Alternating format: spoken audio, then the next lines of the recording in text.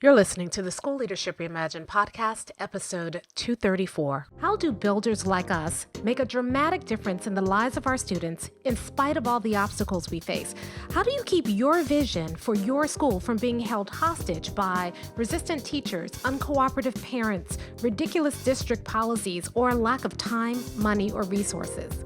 If you're facing those challenges right now, here's where you'll find the answers, strategies, and actionable tips you need to overcome any obstacle you face. You don't have to wait to make a difference in the lives of the people you serve. You can turn your school into a success story right now with the people and resources you already have. Let's get started.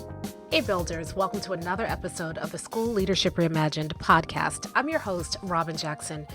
And today I want to talk about something I think is really important, and I was reminded of again because of two or three things that happened this week. So let me tell you about the first thing. So the first thing that happened this week is that I have different partner organizations, and one of the partner organizations with whom I'd been a long time collaborator sent me an email this week that just rubbed me the wrong way. Without getting into details, we had been working on something together, and then they sent me an email that was kind of an abrupt about face without any explanation.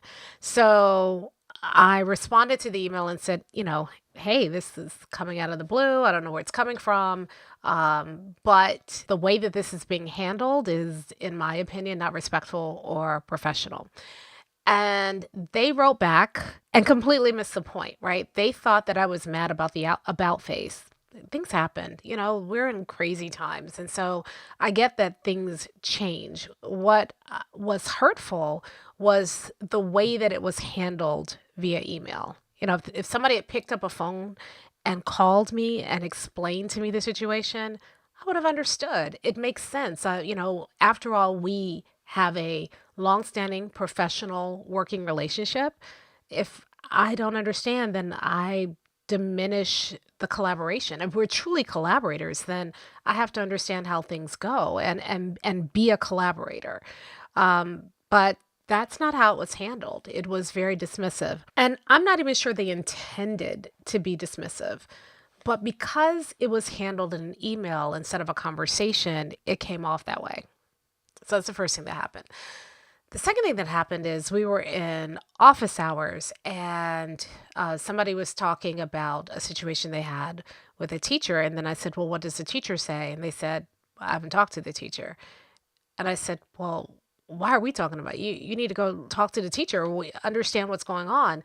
Make sure that the way you're reading the situation is the way that it actually is. And so I can't support you and give you advice or anything because we don't really know if what you perceive to be happening is actually true. Third thing that happened was I was talking to another builder, and he was talking about the strategic one-on-one. So you may recall in a previous episode, I talked about strategic one-on-ones. And if you are a member of Buildership University or the collective, you know that we have a masterclass on strategic one-on-ones. We have playbooks and tools to help you conduct it. It's really a very powerful and frankly overlooked tool that builders use to talk to people, check in with them, see not just how is the work going, but how are you experiencing the work? Because that's important. It's important for us to understand that it's not just about the work, it's about the people who are doing the work, and how they experience the work informs the work, right? So we should be talking to people. And so all these things happened this week. And when I was thinking about what this episode should be about, I really thought we need to kind of revisit this idea that you need to talk to people, which sounds so odd. It sounds odd that in this day and age, I would be saying something that should be so obvious to all of us, that we have to talk to people. But I think that our world has become so digital that we have forgotten the power of analog conversations. Most of our interactions, if we can call it that, with people these days is mitigated through an electronic device. We talk to people via email. We text. we have Zoom meetings, right? We like each other's posts, or we dunk on people whose opinion we disagree with online. And it's really about scoring shots rather than having meaningful dialogue. As a culture, we have diminished the value of real conversation, and we are not better for it. And it's creeping into schools, or it has crept into schools, I would say. I don't know. I always thought like maybe I was being kind of a Luddite because I hate having meaningful conversations in text. Like for me, texting to say, hey, I'm running 15 minutes late, texting to say, hey, are you ready to go? Or I'm downstairs. Those texts make sense, right? It makes sense to just send a quick text and do that. But if we're going back and forth too much on text, I just pick up the phone. Like, I don't understand why we can't just, it would be easier and faster to just pick up the phone. Email is great for here's the information you needed, here's an update. It's great for transfer of information, but email is not a conversation. And I've seen it happen too many times where people will write an email that they intended to say one thing, but was received completely differently by the person on the other side. And because the email has us communicating devoid of the nonverbal cues that really structure our communication, when we're trying to handle certain things via email, we're always at a disadvantage. There is nothing that can replace sitting down with somebody, looking them in the eye, and having the conversation. And so I'm not telling you never send an email. I'm not telling you never text. I'm not telling you never put things down in writing. There is a place for that. I'm simply saying that if you are replacing human interaction with completely digital transaction, you are cheating yourself of not only a real opportunity to build real, genuine relationships, but a real opportunity to understand what's happening in your schools.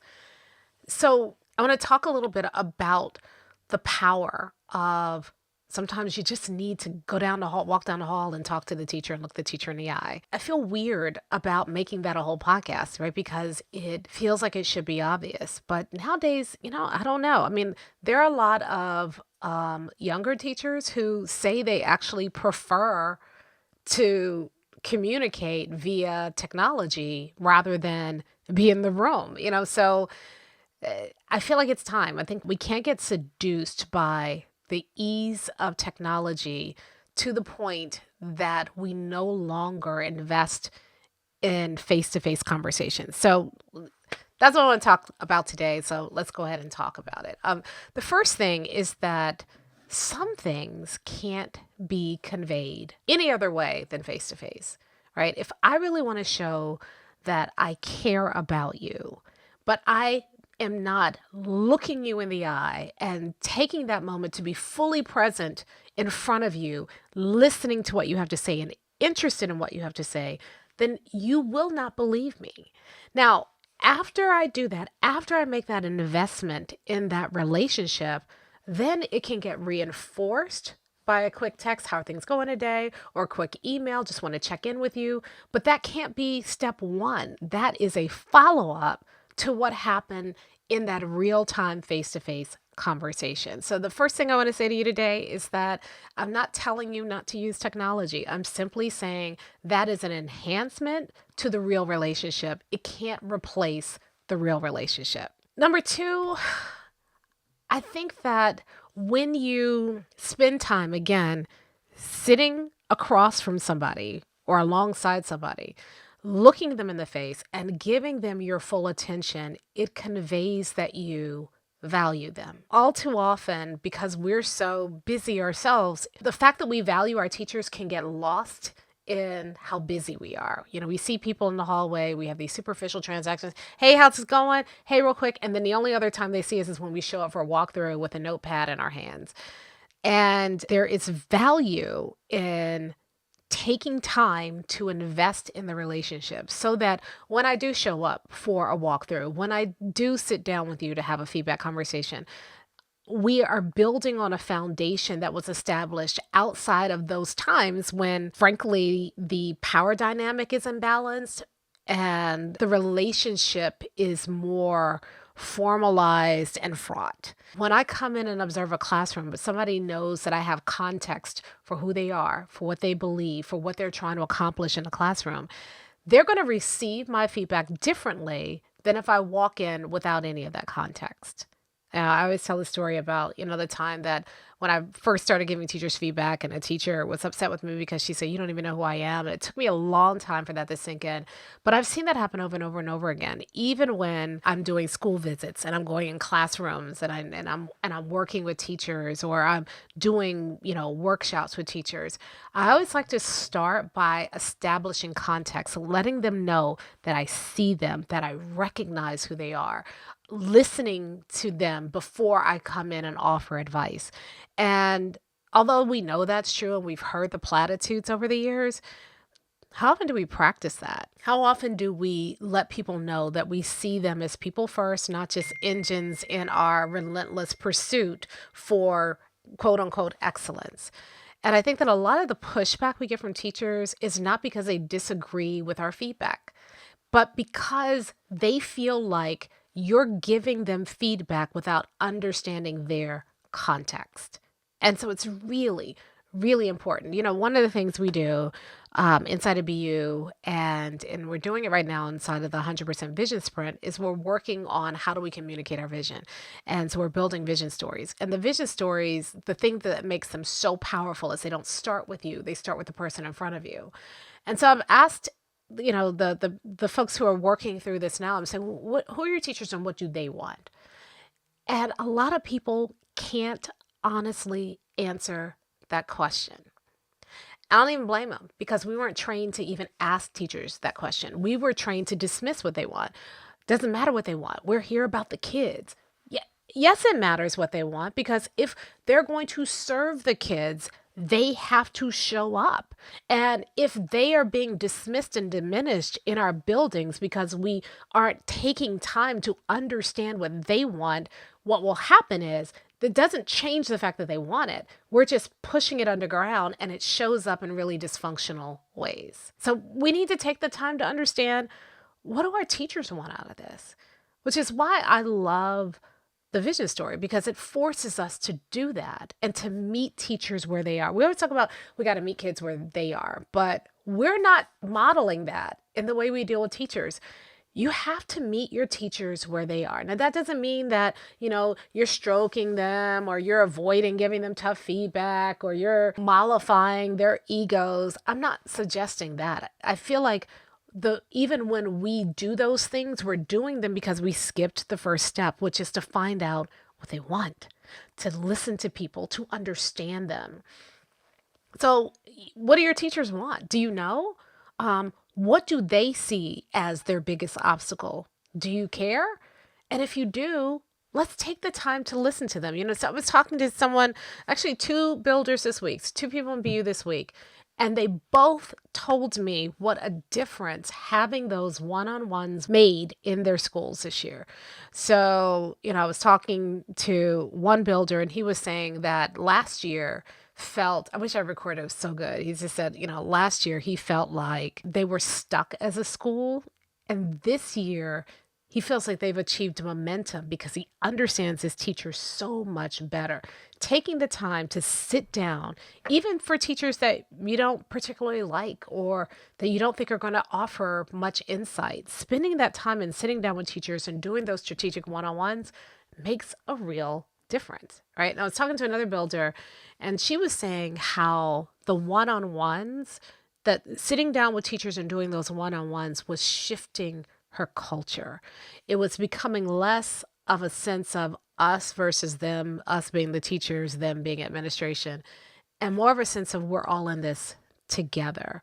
And it helped her think through how she's doing PD this year. It's helped her think through how she's meeting teachers' needs in a different way. And so they feel more connected. They feel like they're all on the same page and moving in the same direction just by sitting down with teachers and having these one-on-ones. I mean, they're so powerful. It's such a simple thing. I don't know why more of us are not doing it. And yet we're not.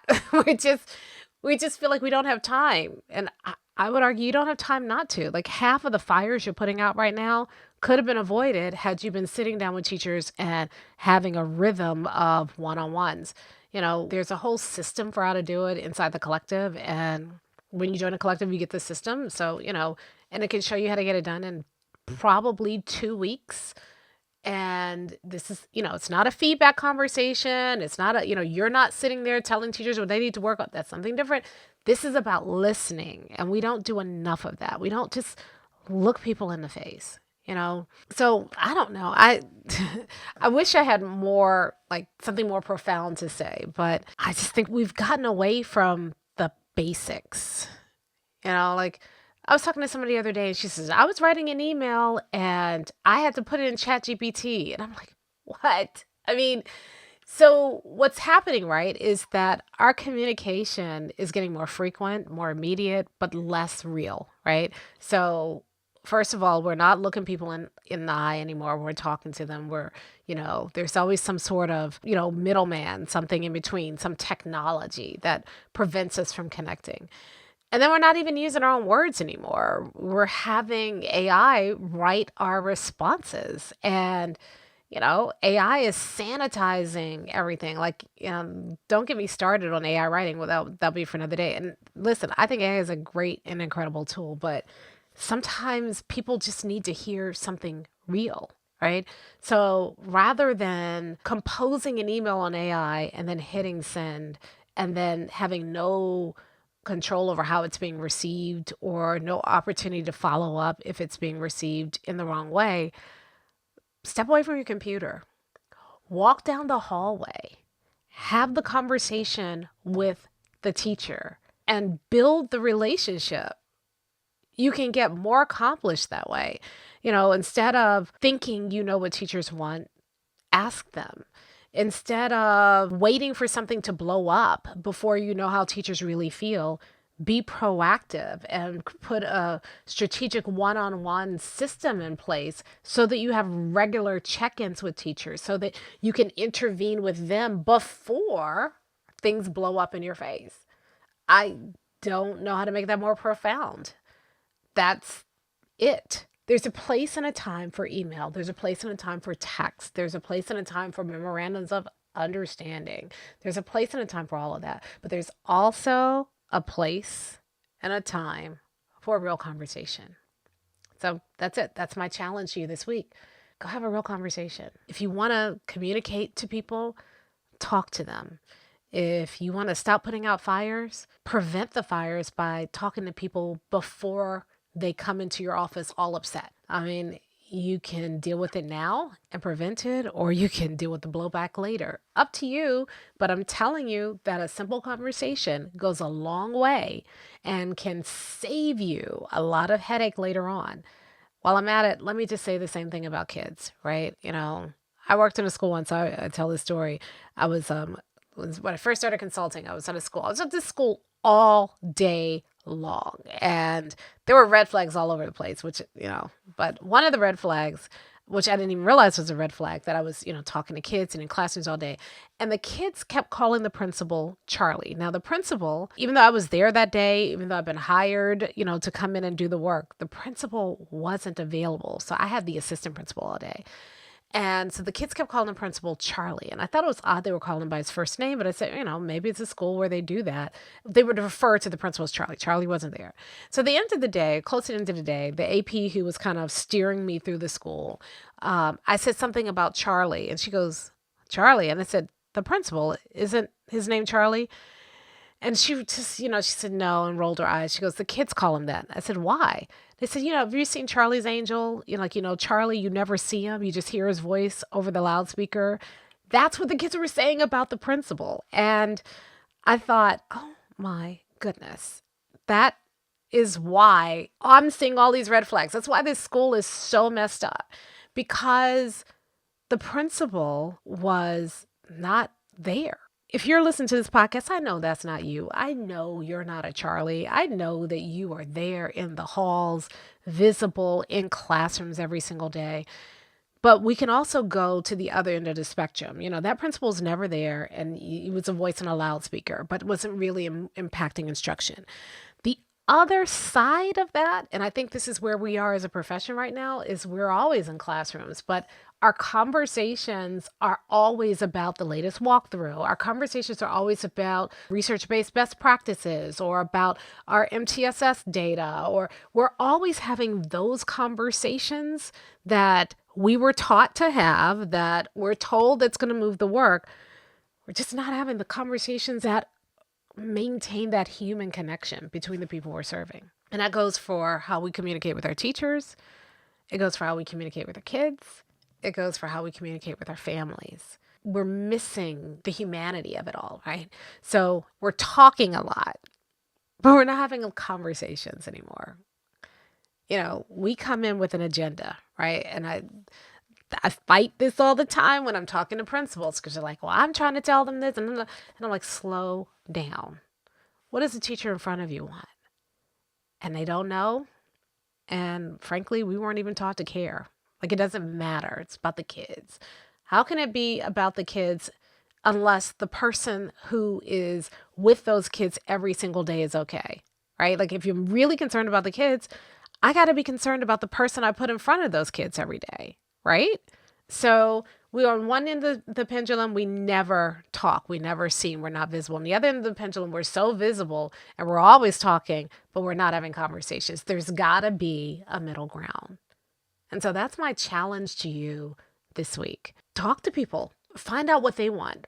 Find out not just how is the work, but how are they experiencing the work. It's not wasted time.